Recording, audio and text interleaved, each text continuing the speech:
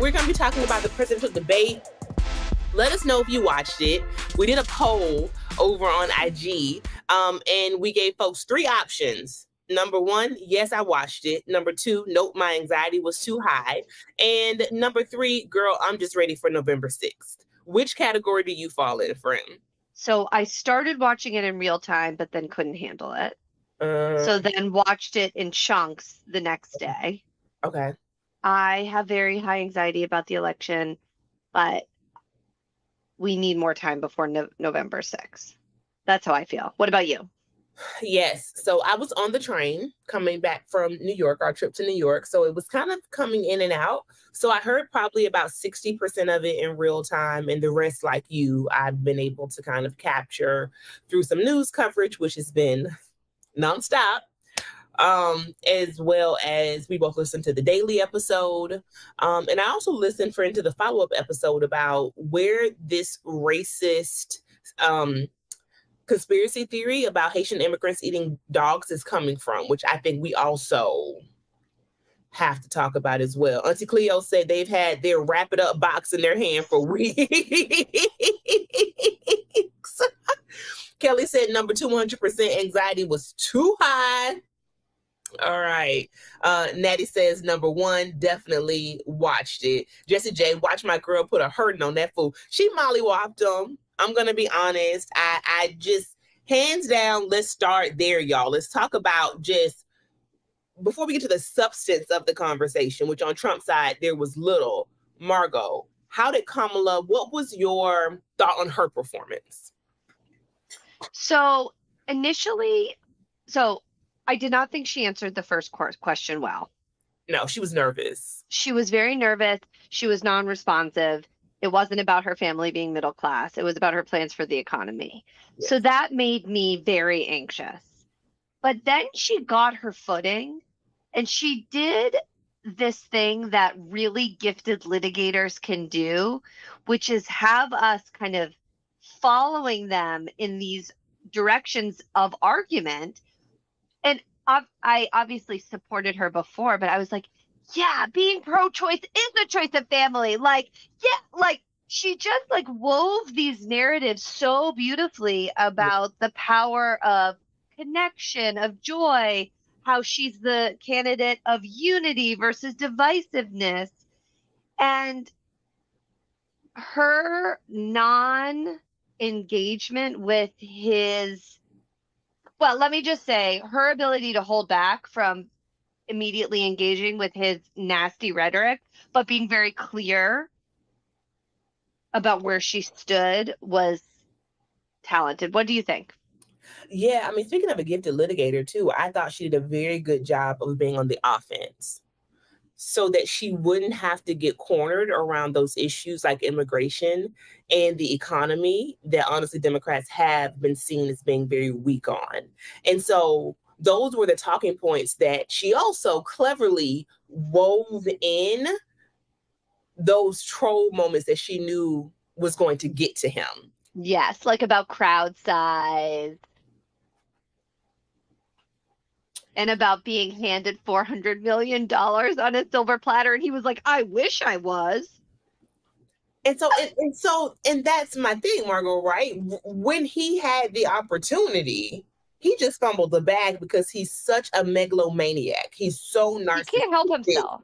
He can't help himself. And I remember being on the train and thinking to myself, how as a species, not even as American society, but as human beings, did we get to the point where someone like Kamala Harris is on a stage doing anything with Donald Trump? How is that possible? Well, I'm going to ask that to you as our resident historian and sociologist here. Oh, thank you. That's a heavy crown to wear. Neither being true, but I am. I mean, it's true because it's so farce. It's like it's a farce. Is that the right way to put? Oh yeah, is that the right word? Yeah. Yeah, I'm looking at the chat, and Portia, we agree. She painted pictures and carried us through stories. And she also at times, so Margo, you mentioned her being a litigator. She also at times spoke very plainly. So I thought on the reproductive justice point, I mean, she didn't give you a high academic analysis. She spoke to people's everyday experiences. Donald Trump does not need to be making decisions about what happens to your body, period. And I think that would resonate with a lot of people. But I mean, we already know what it is, right? The fact that we have to be twice as smart, work twice as hard, be twice as disciplined. Being a woman is something that already is going to be used against you. So I thought her going up to him and shaking his hand and saying her name and how to pronounce it. That was so amazing. Also, that she walked right up to him and he so clearly didn't want her to be in his space. So she owned the room from the beginning, owned her power. And then when you add on top of that, her being a Black woman as well, I don't think there is really too many more examples visually of the way that racism and misogynoir works in this society, that Donald Trump could even be considered a viable candidate. Like, how are we here? It is the mediocrity of a white cis hetero man that is always going to reign supreme in some situations. Also, when you say he flubbed the bag, there were opportunities. I mean, not that he asked me, but like there are really, like Kamala had some concerning parts of her flippy floppiness from when she ran in 2020 till now. And of course, like what has transpired over the Biden administration, I would argue, which has been successful in many ways, but people are concerned about immigration and the border. I mean, immigration and the economy. And so there were opportunities for him to substantively question her, and he just didn't do it. He couldn't. So really, in a lot of ways, he beat himself. But let's talk about her a bit. And you kind of have done that, because I do want to be fair, as journalists. Yeah. We have to be objective, friend. Well, we also have to be realistic, right? Like, she's our candidate, but she's not perfect. She's not, and we've talked about that here on the podcast. So you already touched on the economy and how she completely just evaded that question because she wants to do the most she can to distance herself from Biden while also not throwing him under the bus. So That's number one. I would have wanted her to speak a lot more with more specificity around the war in Gaza and how she actually is going to push for a ceasefire and what that looks like as far as a two-state solution is concerned. It was high level, like Netanyahu's not going to respond to you just telling him what to do. We know that at this point, right? Can I speak to that? Yeah. Because there are single issue voters. And so him saying that if you elect her, Israel's not going to exist in 2 years is pandering to the single issue Jewish voters. Can you say of which, well, I can say a little bit, of which there are some. Israel is a really important part of a lot of American Jews' identity and agenda. And Kamala will not destroy Israel. That is not on the table. She is for a two-state solution, which most people in the world are for, including most Israelis. Yeah. I mean, I think at this point, that's actually very good to point out about the positions of Israelis, because I think most Israelis do not support Netanyahu. Again, Netanyahu points to point out is the Trump to Israel. So imagine let's not even try to imagine it, but it would be as if we went to war under a Trump presidency. And Trump was like, bomb them, kill them. That's Netanyahu. So then the question is, how is she going to deal with that? Right? What is she going to do? And I think substantively, any leader has to answer that in the time that we're in right now. It is a humanitarian crisis. So I would like for her to be stronger on that. And Zarandrian said, it's hard. We were so preoccupied with being happy she was putting him in his place that collectively we have overlooked the key points she refuses to speak to. So again, we have to be fair. There are some things that she is not. So the economy, for me, war in Gaza. Other thing I think that she finally did speak on, but I wanted to hear more of her personal story, and I don't know that it played well here for her, is about the race thing. So before, right, when asked about it, I think in the CNN interview, she refused to answer. Next, same old playbook. But at the debate, she actually said he's done this before, you know, the birther argument around Obama. She called out how he had the 4-page, I think, news ad about the Central about the Central Park Five and killing them. Well, yeah, like they should be executed. These were children. Executed. Oh, right. We can't forget to talk about the execution of babies too. Girl. So these were children who were later found to be innocent after serving many years in prison. So that's another public example of his racism. And also the DOJ case that they were investigating, charges of racism and I guess refusal to allow Black folks to either rent properties from him, or I don't know if it was a commercial lease or individual lease, but housing discrimination essentially, right? And so that's great that she reminded people of that, but he's talking about you. He's talking about you. He's claiming that you switched races, or, this is a chance, I think, for her to actually tell us personal stories and how she owns who she is as a Black and South Asian woman. And maybe she thinks she doesn't have to because that community is going to vote for her anyway. But I would have felt more in sync with her if she would have had a moment of kind of openness about who she is. So I agree. I want to hear more about her but I think she's really trying to make herself more desirable to middle tier voters who don't want to talk about race in general. So like they think that his comments were stupid, and I think her not engaging with them in this very public way is pandering to that voting bloc, not to us, because we're going to vote for her. Which is why we're going to vote. Right. So exactly. Like, we can be disappointed. We want her to talk more about Gaza. We want her to talk more about identity. We want her to talk more about the economy, but whatever. There's no question. She's obviously the strongest candidate. But there is this section of the population that is undecided. That's true. So there were times that she spoke directly to that population. And TA says, I don't think she wants to address it and make it a focus of the race. So it is very strategic. I definitely understand that. But what it reminds me of, Margo, are the many times that we have to capitulate to the system and we have to anesthetize parts of who we are in order to pander to the greater good. And I just feel like that is a situation that folks who are at the margins, a position that we oftentimes have to take. That's all. I agree with that. And I also feel like he gets away with stuff because he's a white dude that no one else would get away with, in terms of how he speaks about other people, how he questions people's identity, how he's so nasty about people, particularly women and people of color. Yeah. And that would never be permissible if it were anyone of a different gender or identity. Amen. Yeah. And I'm happy that the moderator asked him that question outright, because Margo, as you said, it's so egregious.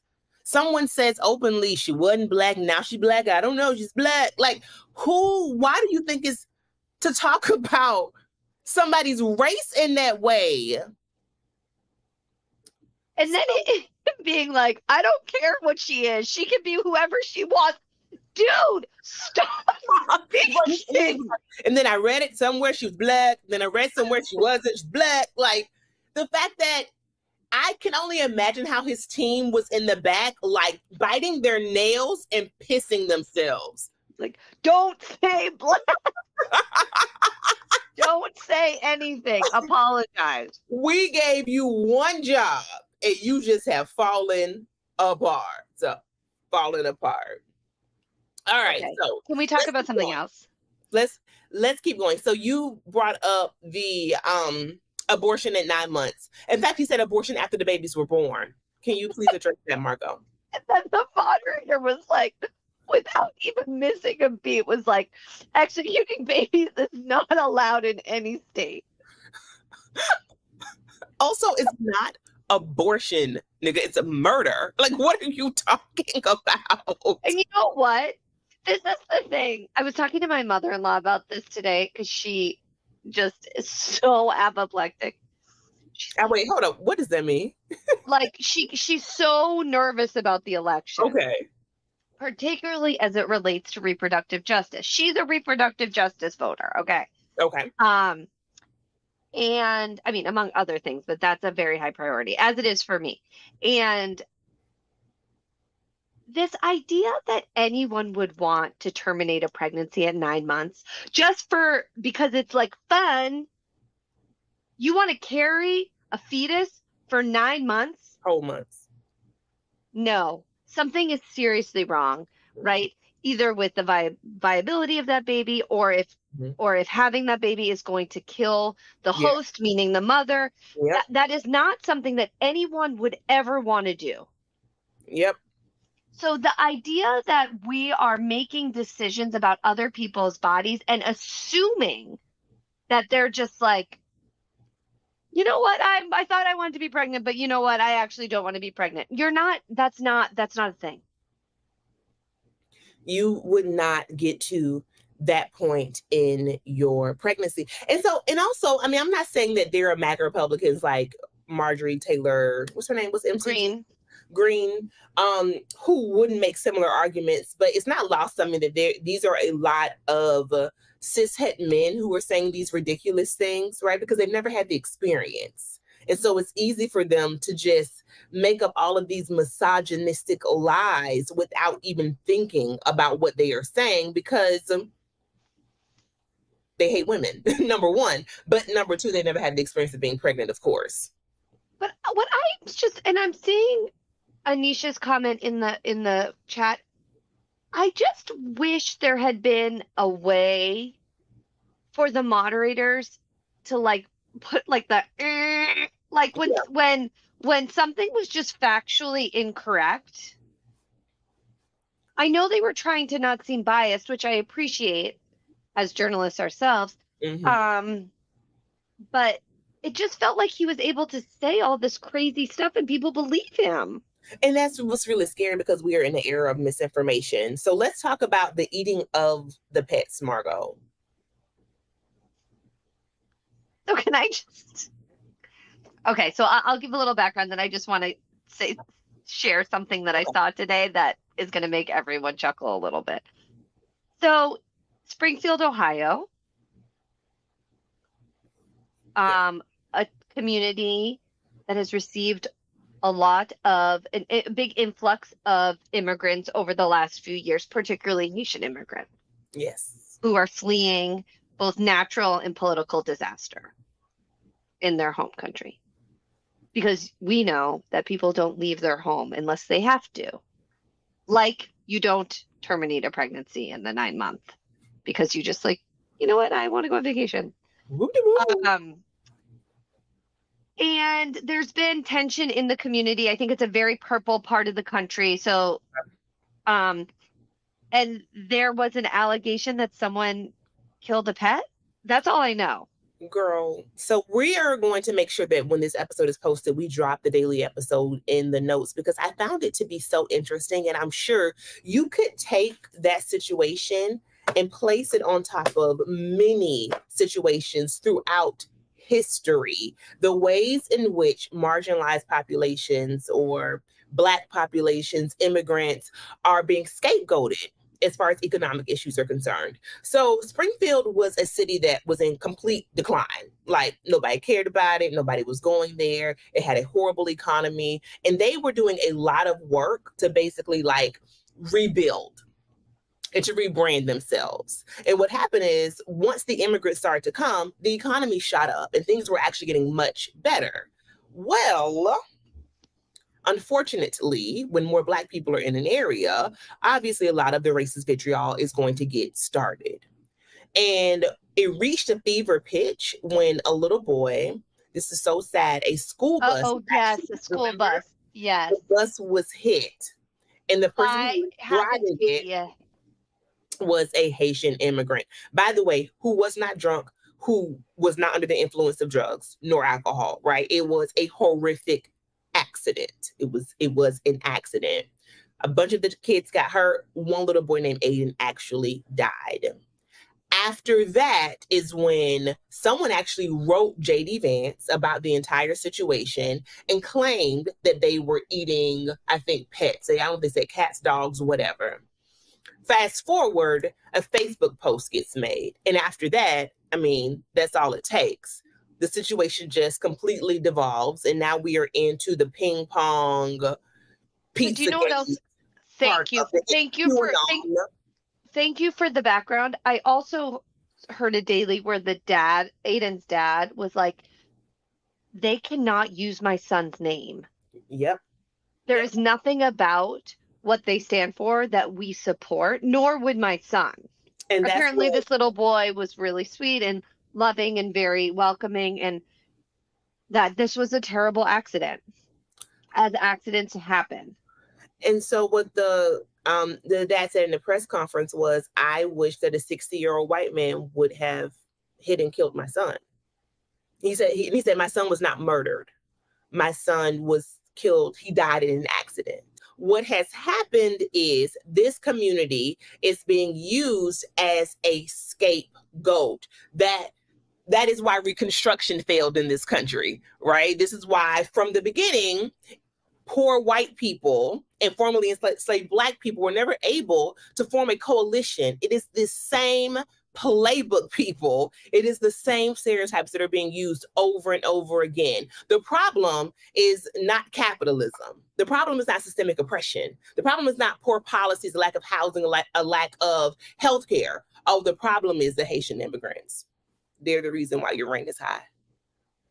And by the way, J.D. Vance also said on Twitter, who cares if they're not actually eating pets? Let's just keep the moment going. Just open racism, as TA said.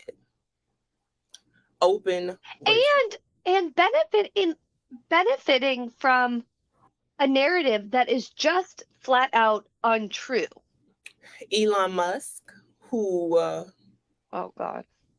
Whenever I see his name, I just know it's gonna be some bullshit. I don't know any positive Elon Musk news.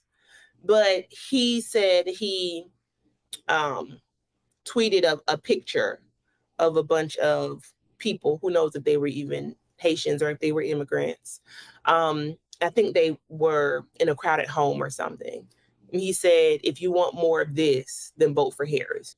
Back to your point about Israel will not exist if you vote for Harris, right? If you want more of this, then vote for Harris. It's open, y'all. It is open. They are telling us who they are. They are living out in real time the components of Project 2025. And that's just what it is. And so let's talk about those people who have not taken a position, who are undecided. I don't understand that. So so I don't understand that. But I don't understand how it's a close race. This is what I'm saying. So this is a really interesting thing, right? Tashira and I both live in different places, but kind of our own little bubbles, both in real life and in terms of content we interact with. Yeah. And we've talked about this a lot, right? Like you and I have a lot more in common, maybe, than like me and someone from the Midwest who is voting for Trump. I cannot understand. And that it's close. That it's close means that there are lots of people who are supporting him. There are a lot of people who are supporting him out of fear, right? Because he has signaled the pending authoritarianism if he becomes the president. And I don't think you get that far with that kind of agenda without fear. It is the fear of people losing their jobs. It's the fear of their mortgage or their rent being too high. It's the fear of immigrants taking over. It's the fear of my whiteness not being able to reign supreme. It's the fear of my kid going to a school and they have to learn different languages. And now my kids are going to be indoctrinated by the furries to be gay. Oh, right. And cat boxes in school. Use litter boxes in schools. And if they get incarcerated, they're going to be sitting beside an illegal alien who had a transgender surgery, as Trump said, that the government paid for. My God. Not in our America. People's fear is actually higher than their love for Trump. He could be he could be one of them dogs and cats he claims people are eating. It doesn't matter who he is. What matters, because he has no real charisma. He's not incredibly bright. He could be anyone, in my opinion. Politically, what it is that he's operating on fear. That's what I think is like most important right now. I think that, and I think the people who he's going to put into positions of power to dismantle our democracy, including his vice president. Not that he's not problematic, because he's so problematic. And obviously, President of the United States has a lot of power, and it's much easier to tear things down than build things up, right? We saw that from 2016 to 2020. It's just terrifying. So Patricia Duke says this country is a picture of the past with moments of progression. That's a really thoughtful way of describing it. Mm-hmm. So welcome back, Osea, one of our kind of consistent sponsors here on the podcast, with a new product that we are both so excited for. So this product we have shared with you guys before. It is the body scrub that is great before the body butter. Yes. Because it opens your pores. But they have a new Osea Undaria Algae Body Wash, which they say is an everything shower staple. So this is really exciting because I feel like this is something that was missing. Yes. And you can buy it, like with a lot of things at Osea, as part of bundles. So highly encourage the bundle and staying consistent with Osea skincare products, particularly body care products are my favorite. But it really goes on light. It feels really clean. It's great. It has almost a gel-like texture, which feels really good, and the lather is amazing on it. Just for the scent notes, I want to call these out because if you're like me and you're really into fragrances, this is probably gonna be something that you're excited about. Grapefruit, lime, and cypress, and so that's what we're getting. Oh, the cypress is what I was smelling. Exactly. And also it has sweet notes of mango mandarin, and so this is not just for me something that reminds me of summer, but I'm gonna be excited to use it year-round because as we're bringing our summer throughout the year. our wonder and enlightenment about summer to our fall. We're bringing our mint cypress mocktail to our bodies in the colder temperatures. And you too can do so using code JUSTUS10 for 10% off. Everything will be linked in the description box or the show notes. So here we are again. It is a picture of the past with moments of progression. And you would think we would get a little bit smarter on the left, being that we've been here before time and time again. Yet we're up against fascism in the form of Donald Trump and his MAGA cronies. Oh, what about this, Em? About him not being willing to concede that he lost the election, that years later he's still holding on to this lie. That, and then I know she's not your favorite person, but what do you make of Taylor Swift coming out in support of Kamala and 400,000 people registering to vote in the next 24 hours? That's amazing. That is amazing. Yeah. So hopefully a huge chunk of them are in Michigan, Georgia. That's the other part, that this race is coming down to Arizona, Georgia, Michigan, and Pennsylvania or something. It's just why she's spending so much time there.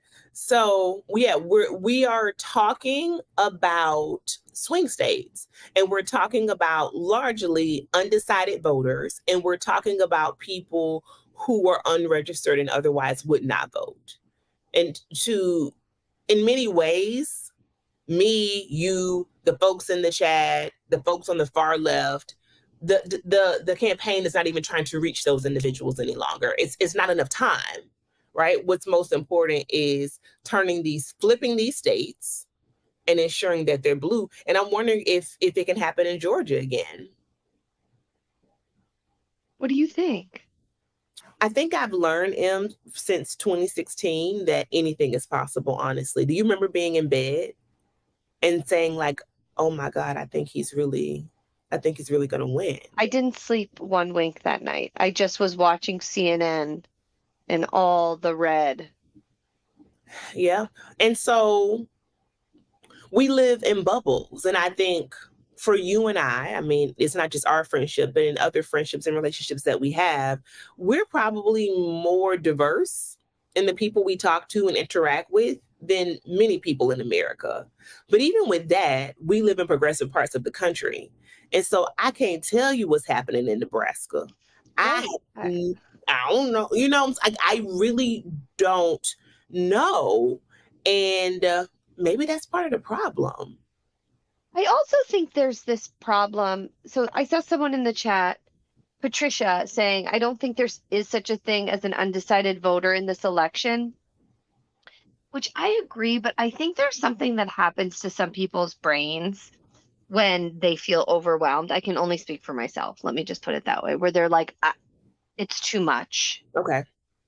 And I think there's this possibility that a lot of those people are like, well, I don't like him and I'm scared about her because of all the things he said. I'm just not going to vote. Mm-hmm. Yeah.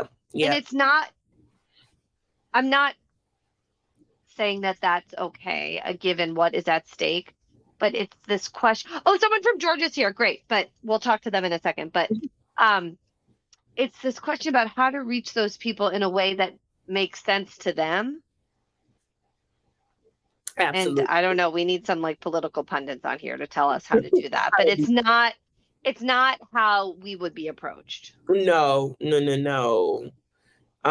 So the person from Georgia says, I believe there are no undecided voters left at this point. It's about turnout. So how can we support people turning out? Mm-hmm. Mm-hmm. I think that's, obviously mail-in. Mm-hmm. Oh, I also read something very interesting about the mail-in votes. That I think more Democrats do them. Oh, so that's why he tries to spew all of the lies about. Okay. Yeah, so that I believe, but we can confirm this, that once the mail-in votes are available, if they're a significant amount in some of these swing states, that's a good sign for Harris. Okay, gotcha. Because it's people like who are at college in Boston or like, temporarily studying in DC, but from Georgia, who are trying to vote in their home state. So the chat is starting to talk about what we can do. I love this, y'all. Let me just say that I give a monthly donation now to the Working Families Party. So they are a group that is most aligned with my political values, and they also are doing a lot of organizing with voters. And so I donate to them monthly, and I also have joined many of their calls. They have great political education as well that they do. So if you're looking for an org to join so that your dollars are being put to good use, I would recommend them. Someone says be a volunteer, offer rides to the election, pay for folks' Ubers or Lyfts to the polls, make calls, knock on doors, donate money. Okay. Auntie Cleo, I love this. I live in fake progressive Colorado, and the thought of voting in person triggers my anxiety in a major way. That's real. Yeah, that's definitely real. Other things, how are folks being engaged? How are folks being active?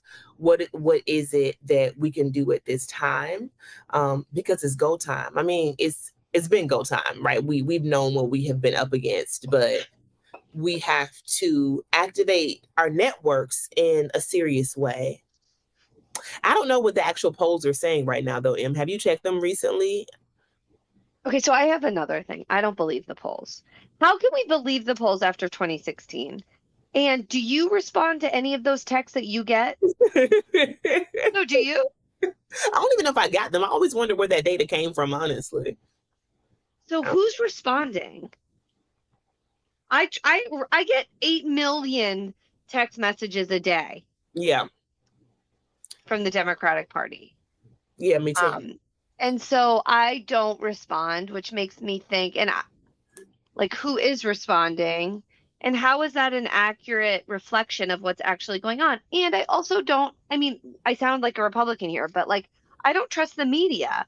So I think the media is like, it's back to back, it's back to back, it's back to back. So they get more eyeballs on them constantly. That's fair. But I could be wrong. No, that's all fair. So back to our Georgia commenter. I live on the outskirts of Fulton County, which always swing blue. So that's like the Atlanta area, I believe. The goal of the Harris campaign is to have super high turnout in the Atlanta metro area. Makes sense given the population. And shave off votes in the rural red counties, which there are plenty. There certainly are. Okay. Got you. Gotcha. But that also reminds me of the importance of local strategies. Mm-hmm. And in some of these swing states, how important it is to drill down because the race could be dependent upon a few counties. Right. And remember the 11,000 votes in Georgia that Trump was trying to find. Can you just find me a couple more votes? Can you just find me some votes? I also think to our point, and we've said this many times on the platform, it's really goes back to local communities and knowing kind of what the impediments are for access in local communities where there's going to be the greatest impact. So where my brain goes is, what are we doing for elders in Fulton County? Yeah. Right. Is it going to be really hot? Is there water? Are there seats? Because I remember there were all these things about there were no places to sit down. So people had to bring their own chairs. Imagine if your grandma had to wait in line. Mm-mm.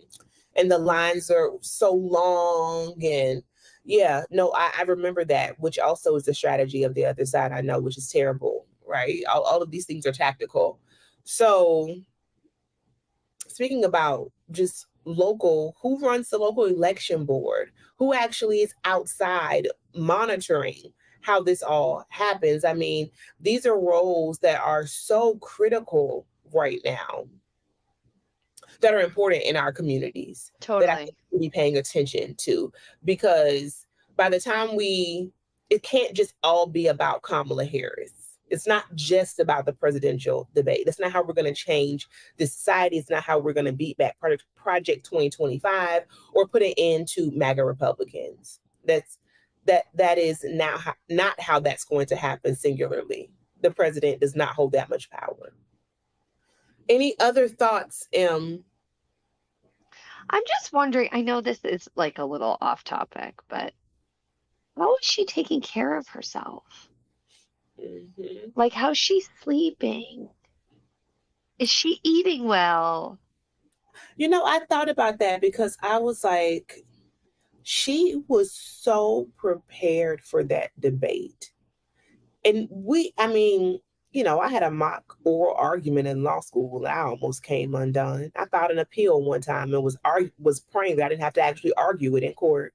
So to think that you were on a stage in front of a tyrant, and then it's being broadcast around the world, 70-some million people, the preparation that took, I can't even imagine. And the preparation about when not to respond. I think that's the part that's so screwed up. It's like she has to muzzle herself because he just keeps like biting at her. That's the part, right? Mm-hmm. But she also has to bite back at some point. So it's knowing the nuance of when to bite back and when to fall back. And just the emotional intelligence that it has to take is so much. It's so much. Have you seen the interview? I don't know where she did it. It was a number of years ago where someone was asking about her career. Mm-hmm. She's like, you just have to like knock on every door and ask for them to open it. And if they don't open for you, you have to fucking break it down or something. And she used the F word. And it just made me think how he's not the first person who's been so nasty to her in a public way. I mean, this is the biggest stage. Yeah. But sadly, kind of, I'm sure she's used to it. Yeah, that's real. I'm sure she has been told no, and her credentials have been called into question by people who honestly were probably much smarter than him. So she said that Putin can eat him for breakfast or for lunch, but she also knows that she can. It's just what she's up against with the psychology of all of the Americans who want to see someone like him in office. It's not about him. So Natty says she could take a nap the day after the election. Someone says, I wish she could use CBD. Why can't she use CBD? Shit, get her on some THC if you ask me. It's illegal if she coming to DC. Yes. So THC says as a Black woman, she's definitely used to it. Auntie Cleo said it's going to be super important to spend time informing elders of the facts versus the lies and helping them cast their ballot in a way that works for them. Folding chair or a ride to the nearest mailbox. Amen. We love that. And then Colette, hey, sis, hey, made a really good point. They have to keep broadcasting all of his horrid plans in Project 2025. I think you mean as far as like the how what's at stake. Oh, I see. So there's someone else observing the Matrix. We need to send Kamala a care package, girl. We need to put a whoop in there. A whoop. Okay, thank you. We need to send her some bone broth, electrolytes. I hope she has some good pillows. We know she has a nice husband. Some magnesium spray for the body. Rub her back. Until she's sleeping, until her breath changes. Exactly. All right. So folks are still going. Oh, this is actually really important. I had no idea. Facebook got a chokehold on the elders when it comes to misinformation. Did you know about this, Margo? I spend no time on Facebook. So I spent no time on Facebook too, but I have heard that. And I have seen my parents go from like very sporadically using their phones to being on their phones constantly in retirement. And so it doesn't surprise me. Yeah. Actually, it doesn't. It doesn't at all. It says my almost 80-year-old father got so upset at the lies during the debate that I had to tell him to settle down. Don't get your pressure up, Daddy. Yes. And again, the work to get us to November 6th is important. But as we've said here on the podcast, the work post November 6th, no matter who wins, is also critical as well. So pace ourselves and know what your grain of sand is. Yeah, and I think our work is really obviously helping people who are going to have some challenges getting to the polls or voting or getting through the process, but it's also getting people who are disinclined to vote. Exactly. And so I think when we talk about undecided, yes, there may not be too many more of them left. I mean, I don't know if that's completely true, but I think because there are those Bush era Republicans who have a very hard time with MAGA and don't know what to do. I don't agree with that position, but that is where they are. But there are also people who just wouldn't otherwise vote, who may not be registered. It's not a top priority for them for a number of reasons. And so if you know those people in your lives, then I'm going to say do what you can to ensure that they are at the polls on November 6th and they are casting a ballot for Kamala Harris. I've in the past, Margo, been very hesitant to tell people like to be very specific and forthright about that. But I just so wholly believe that we are in a different circumstance and I'm afraid of what might happen. Me too. All right. So we're going to wrap this up with a few more comments. Bernice said, as a former Meta employee, misinformation keeps them employed. Ooh. All right. So you all please keep your pulse on what is happening right now. We have new episodes that are dropping. Of course, we will keep this topic close as things emerge. And thanks also, everyone for joining. Thank you for joining. Em, do you want to close out about the hot dog eating contest and what happened with the lady? It was something. It was divorce. Didn't the people file for divorce? Okay, so there's two things that I want to follow up. One, I was right. Nikki Garcia, formerly known as Nikki Bella, officially filed for divorce. The comment section in her anniversary post from 2 days before the domestic violence incident has gone wild. Oh, wow. Which someone from our community alerted me to, basically saying that she like egged him on and never loved him, and she was never over her ex, John Cena, also a very famous WWE superstar. But we haven't heard anything from Nikki or Artem. So TBD. I'm going to be talking about it actually on my channel next week.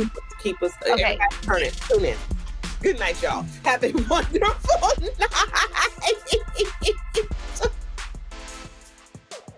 Thanks for listening to justUS. We hope you enjoyed this episode. If you'd like to learn more about our podcast, be sure to check us out on our website at justuspodcast.com. You can also reach out to us there if you want to be featured on the show, or if you have a business or a product that you think would be a good fit for our audience. Thanks again for listening.